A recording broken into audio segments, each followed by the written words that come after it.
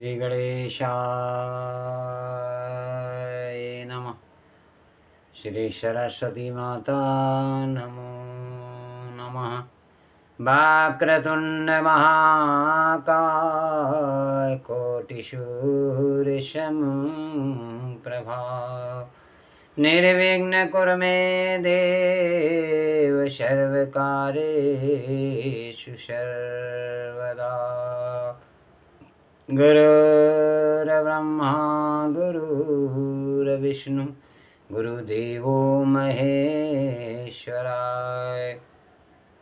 गुरु साक्षात् परं ब्रह्मा तस्मै श्री गुरुवे नमः। लोकाभिरामं रणरङ्गधीरं राजीवनेत्रं रघुवंशनाथं कारुण्यरूपं करुणाकरन्तं श्रीरामचन्द्रं शरणं प्रपद्ये। श्रीरामचन्द्र रघुपुङ्गवराजवर राजेन्द्र राम रघुनायक राघवेश राजाधिराज रघुनंदन रामचंद्र दासो मध्यभवताः शरणागतोऽस्मि। मनोजवं मारुततुल्यवेगं जितेन्द्रियं बुद्धिमतां वरिष्ठं वातात्मजं वानरयूथमुख्यं श्रीरामदूतं शरणं प्रपद्ये। अतुलितबलधामं हेमशैलाभदेहं धनुर्वनिकसानं ज्ञानिनाम् अग्रगण्यं सकलगुणिदानं वानराणामधीशं रघुपत्प्रियभक्तं वातजातं नमामि। हनुमान जी महाराज की जय। सीताराम जी महाराज की। सीताराम सीताराम सीताराम सीताराम सीताराम सीताराम सीताराम सीताराम सीताराम सीताराम सीताराम सीताराम। हनुमान जी छोटा सा रूप धारण कर लंकापुरी में सीता की खोज करते करते बहुत से राक्षसों के घर में घूम फिर कर रावण के महल के अंदर जाते हैं। वहां रावण की विचित्र रचना देखते देखते पुष्पक विमान को आश्चर्य होकर देखते हैं। इसके बाद जिस समय उन्होंने सीमा के अंदर सीता को पहचानने के लिए रावण के महल में स्त्रियों को देखकर अपने मन की स्थिति का वर्णन किया, उसे देखने से यह पता चलता है कि आपकी ब्रह्मचर्य निष्ठा कितनी ऊंची है। पर स्त्री दर्शन को आप कितना बुरा समझते थे। वाल्मीकि रामायण की कथा में भी है कि जब हनुमान जी ने रावण के महल का कोना कोना छान मारा, परंतु उसे जानकी कहीं दिखाई नहीं। तो उस समय सीता की खोज के लिए स्त्रियों को देखते देखते उनके मन में धर्म भय से शंका उत्पन्न हुई। वे सोचने लगे, इस प्रकार अंतपुर में सोई हुई पराई स्त्रियों को देखकर तो मेरे धर्म को एकदम नष्ट कर देगा, परंतु इन पर स्त्रियों को मैंने काम बुद्धि से नहीं देखा। इस दृश्य से मेरे मन में तनिक भी विकार नहीं हुआ। समस्त इंद्रियों की अच्छी बुरी प्रवृत्तियों का कारण मन ही है और मेरा मन सर्वथा शुद्ध एवं निर्विकार है। इसके अतिरिक्त सीता जी को दूसरे ढंग से मैं खोज भी नहीं सकता। स्त्रियों की